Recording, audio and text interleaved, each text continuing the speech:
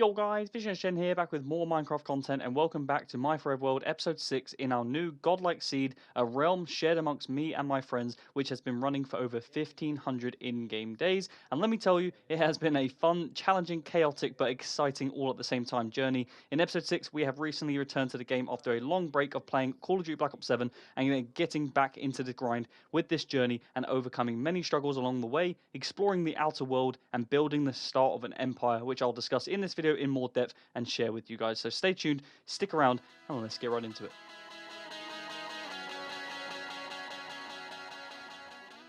So first things first, as I said, this is episode 6 of our journey so far, and in case you guys are new to this series or you haven't seen the videos for quite some time, I'll quickly give you guys a bit of an overview and a recap of all of the episodes so far to this point. So with episode 1, effectively we started out with a new realm with amongst me and my friends, starting out, establishing farms and moving forward. Episode 2 was all about finding diamonds, going to the nether, fishing, stuff like that. There's key tips and tricks along the way in that journey as to why we were utilizing fishing to gather all our loot and find good enchanted books and so on. Then into episode 3 we found our way to the end, finding the end cities, claiming the elytra and defeating the dragon alongside raids and other features as well. And then in episode 4 we went and discovered more trial chambers, ocean monuments, the woodland mansion, and all of our journeys to this point. And then with episode 5 I shared a base update showing you my mountain base, which is effectively where I'm going to be staying for the rest of this world, and I've got some next level mega plans in place for so many different sort of style mega builds that I'm going to work on, whether it's a castle up top,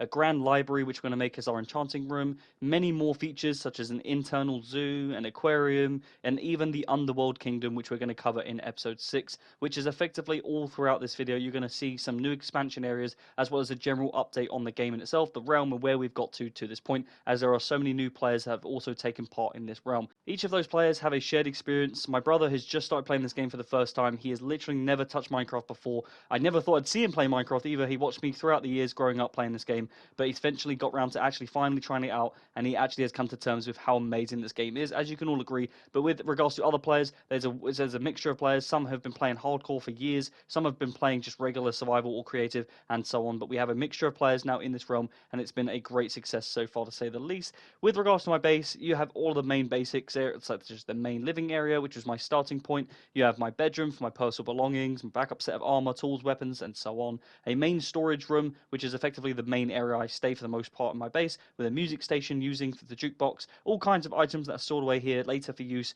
for expanding my base, decorating, and in just starting something new. As we head further down the base, we have multiple different areas, whether it's the trading hall, with my armory room, or if you go down to the right, which takes you towards one of my newest areas that I'm expanding on at the minute, which has farms like wildlife and more storage areas for individual spaces like cooking stations, which is going to be like its own kitchen. We also have a sheep farm here, as well as an aquarium, and that's all of these things we're going to keep building throughout this mountain, which does take a really long time. So of course, if you guys are used to this and have experienced building a mountain base, you guys will appreciate how much time this all takes to carve out, which I'm planning on just adding to as we go through, such as like a trophy room and a fishing lake, all of these cool sort of aspects that are all going to link together and intertwine, which will eventually lead you towards the episode 6 coverage point, which is the Underworld. Now I call it the Underworld because it's literally going to be a civilization inside a mountain under the world. That's kind of the concept of it, and effectively this all started out with me showing my friend my base inside the mountain, him realizing that on the other side of this mountain he was also built, and realized he had found something really cool inside this mountain,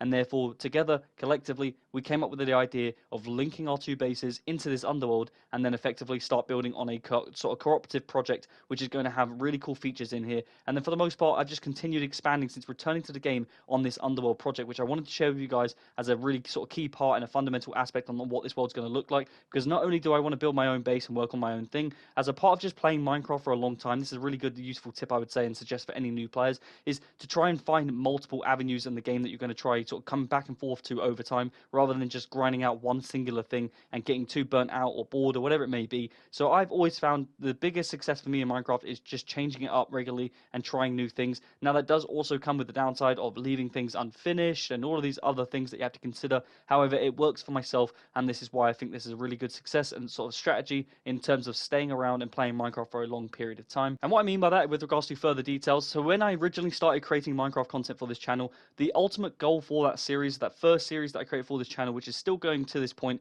was to complete Minecraft, and that encompassed a lot of different things, which it was whether you're completing structures, whether you're exploring the outer world in itself with regards to the biomes or whatever it may be, as well as also building things, which of course is a big fundamental part for most players who play this game for as long as we all have. And for the most part, building is a really fun aspect, but it's not just about singular solo builds, it's also about utilizing who you're playing with as well. If you are lucky enough to have a realm with multiple people, having co-op builds on the go is a really successful strategy in my opinion, in order to have a sustainable, successful sort of long-term world, which is going to give you guys a lot of motivation, share inspiration, and bounce ideas off one another, and allow you guys to just have a bit of a different dynamic, which is something I've really enjoyed doing. And a part of that original series, which got to about episode 25, our original world that we created, which was not a realm, eventually corrupted. I've covered it in previous episodes, and I've gone into a lot more detail with regards to how that happened and why and so on, and that's effectively how we got to this point. So we ended up completing our journey, which was really lucky because we ended up defeating and doing everything we wanted to do,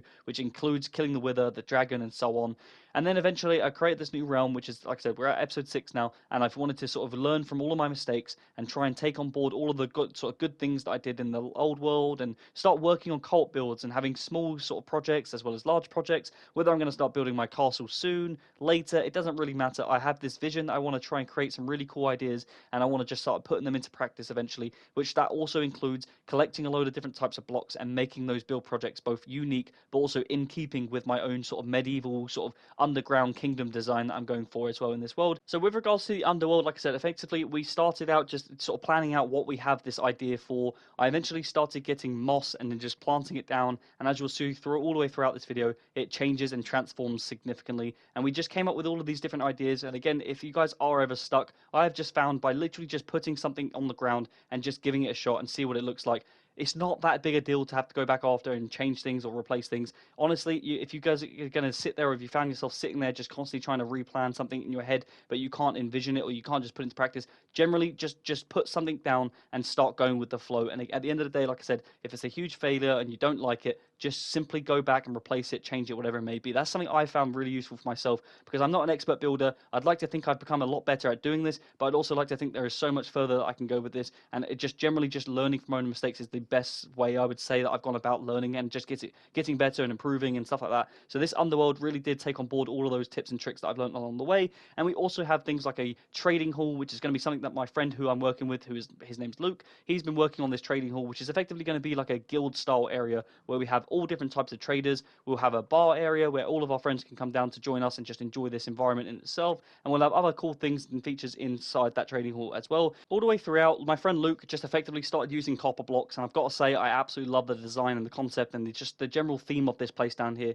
I really think it adds a really cool sort of dwarven kingdom vibe, and I'm a massive fan, and it's really entertaining to come along here and just start adding to this, as well as adding in all of the moss and azalea to give it that underworld concept, that lush cave civilization, utilizing things like a forge. So effectively I've started building my own forge, which effectively I want to be an ultimate smelting station eventually, but at the meantime I just wanted to make it a standout feature, something unique and separated in its own environment. And then as well as this, we've started adding in an iron farm, which this proved to be very difficult for some reason, because I've only ever created 2 in my entire time playing Minecraft. I was still a bit new to this, as again, if you guys aren't aware, I've only just recently returned to the game about a year ago after having a long break from survival, so there's still a lot of features in this world and just Minecraft in itself for survival that I'm still unaware of. We're still learning, but anyways, with regards to the iron farm, I originally placed one and created one on our old world, which I just mentioned earlier, but in this world I did not realize if the iron farm in itself is underground in this underworld, it encounters so many issues with regards to the spawn rate of the iron golems. And I did not know all of these things until after I'd already started and created the entire iron farm, which is a big shame because I wanted to have a really cool iron farm down underground.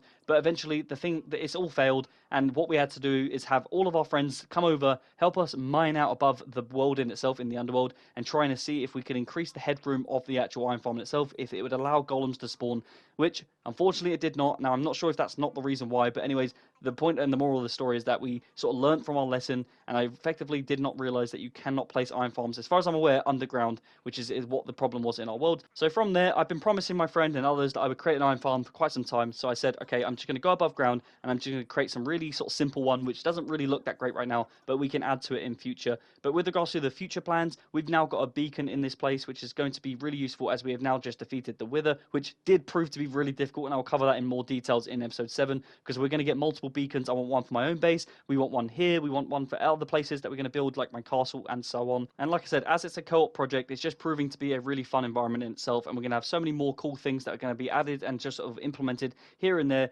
linking it all up together and have this really proud and just amazing forever world that we're going to continue to work on for years to come. And I hope you guys will just enjoy sticking around for this journey, and of course subscribe so you don't miss out on any future updates. But as well as that, I thought it'd be useful to just let you guys know that I also play hardcore survival, which I actually have done on my own, and I wanted to set out in this journey of completing Minecraft survival on hardcore, which means basically killing the dragon and then see if we wanted to go further from that point, which effectively at the point of recording this video, I have just defeated the dragon not so long ago, and we are at the point where I've decided I want to continue playing that world. I like it. I have so many cool ideas. I've got a different style base with a fishing style hut. You guys should go check that series out because it's been really fun. There's a whole new concept I've always wanted to do, which is defeat the dragon in hardcore, see if I could do it, and we managed to actually do it first time, which I was really proud of. And like I said, I'm really sort of enjoying that solo aspect, having no one around and just being able to be sort of set my own ways and just trying to make sure that I do not die and see how long we can actually go. We're actually up to day 100 at the point of recording this video, so I just want to see if we can get any further than day 100 and continue on that journey and creating an awesome hardcore forever world,